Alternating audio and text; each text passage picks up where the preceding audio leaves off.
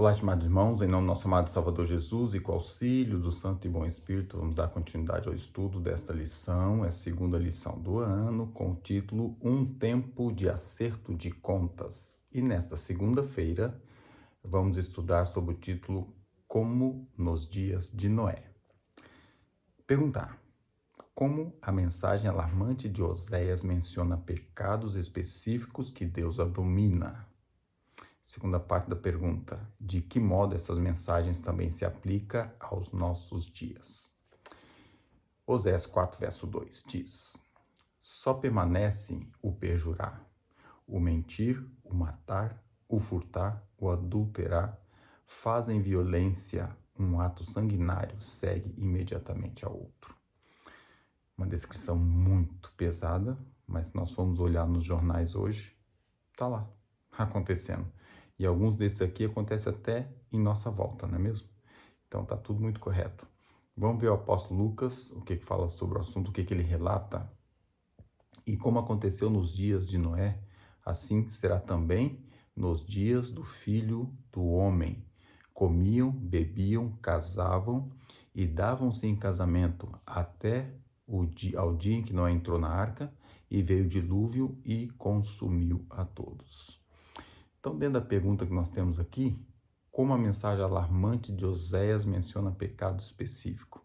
Então, fala sobre mentira, perjurar, matar, furtar, adultério, violência e atos sanguinários. Portanto, está aqui dizendo abertamente. E que modo a mensagem vai aplicar para os nossos dias? Da mesma forma que os antediluvianos foram pegos de surpresa e acabaram por sucumbir, infelizmente, muito disso vai acontecer também, porque Jesus está voltando e muitos estão simplesmente ignorando essa ideia. Vamos ver o pensamento de Profetas e Reis, páginas 281 e 282. A maldade em Israel durante os últimos 50 anos antes do cativeiro assírio era semelhante às dos dias de Noé e à de todas as épocas em que os seres humanos rejeitam a Deus e se entregam totalmente ao mal. A exaltação da natureza acima do Deus dessa natureza, a adoração da criatura acima do Criador, sempre resultou nos piores males. Assim, com as defesas da alma destruídas, os adoradores iludidos não tinham mais barreira alguma contra o pecado e se entregavam às paixões perversas do coração humano. Portanto, temos aqui uma descrição feita pela profeta, mas uma descrição que aplica aos antediluvianos, há 50 anos, os últimos 50 anos, antes do povo de Israel ser também ali preso no cativeiro do rei dos assírios, né? Do rei da Síria, e aos nossos dias de hoje. Se for olhar bem, está sendo escrito ali, hoje acontece no mundo todo. Manuscrito Release, volume 7, página 56. Cristo viu com muita clareza qual seria a condição da sociedade no futuro. Viu que o egoísmo controlaria homens e mulheres. E quanto à relação conjugal hoje? Não está ela pervertida e profanada, exatamente como nos tempos de Noé? Divórcios atrás de divórcios aparecem diariamente nos jornais. Certamente esse é o casamento a que Cristo se refere quando diz que antes do dilúvio casavam e davam-se em casamento. Aqui fala dos divórcio aparecendo nos jornais. Hoje o divórcio hoje já não vai para o jornal mais, deixou de ser notícia, passou a ser normal. Tão normal que está entre os nossos dentro da igreja. Muitos acham que divorciar é mais fácil, casar de novo, e ele toca a vida, está tudo normal, está tudo muito certo.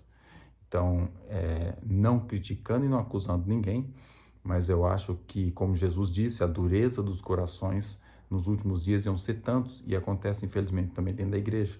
Muitos casamentos desfeitos com um pouco mais de humildade e introduzindo Cristo na vida de cada um, em separado, e depois tentar juntar Cristo ao relacionamento, teria solução, mas a dureza dos corações não permite, palavra do próprio Jesus. E por último, a Solene Epel, página 142, diz: esse mesmo pecado, a fornicação, se espalhou entre os antigos Israel, provocando uma manifestação clara do desagrado de Deus. As punições divinas andavam lado a lado com esse pecado abominável, Milhares caíram e seus corpos contaminados ficaram espalhados pelo deserto. Então nós lembramos de uma das situações que aconteceu, foi quando Balaão tentou amaldiçoar o povo de Deus e não conseguiu. E foi novamente, tentou e não conseguiu. Então, movido pelo demônio, veio a ideia a ele, para ganhar os prêmios que o rei queria dar para ele, de, olha, então manda para lá as mulheres. Se as mulheres forem para lá, os filhos vão entrar em pecado de fornicação e vão ser amaldiçoados, sim ou sim. E, infelizmente, foi uma queda tremenda e muitos morreram no deserto. E houve outras situações também.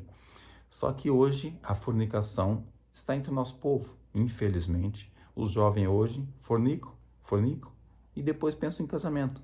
Ou seja, abriram mão da grande bênção que foi dada na imposição das mãos quando está realmente em condições de recebê-la. E quem a recebe sem condições é pior de não tê-la, porque aí vira maldição. Portanto, tantos casamentos que acabam por arrebentar são pessoas que não tiveram cuidado ou não tiveram aquela sensibilidade espiritual de lembrar, eu posso ou não posso. E abrindo mão disso, acaba, ao deixar que acontece uma santa unção num casamento, onde o pecado existe, é uma maldição para o próprio casamento. Portanto, é só pela misericórdia de Deus. Então, deve-se ter o cuidado. Os jovens que pensam em casar devem ter a sua devida abstinência, devem tratar do seu assunto espiritual, casar, se for preciso até um batismo, mas casar e ter as bênçãos reais de Deus. Não pense que Deus se deixa enganar, que Ele não deixa. As bênçãos só é dada a quem recebe. Eis que põe diante de vocês a bênção e a maldição. Portanto, quem tenta receber uma bênção, não tendo abertura para ela porque há pecado, vira maldição. Tem que ter muita atenção nisso. Vamos ver a pergunta B. Mencione algumas consequências amargas que resultam da rebelião, por um lado, e as abundantes bênçãos que vêm da aceitação da vontade de Deus, por outro. Então, está novamente aqui, bênção e maldição. Mas vamos ver aqui algumas consequências amargas, ou boas consequências.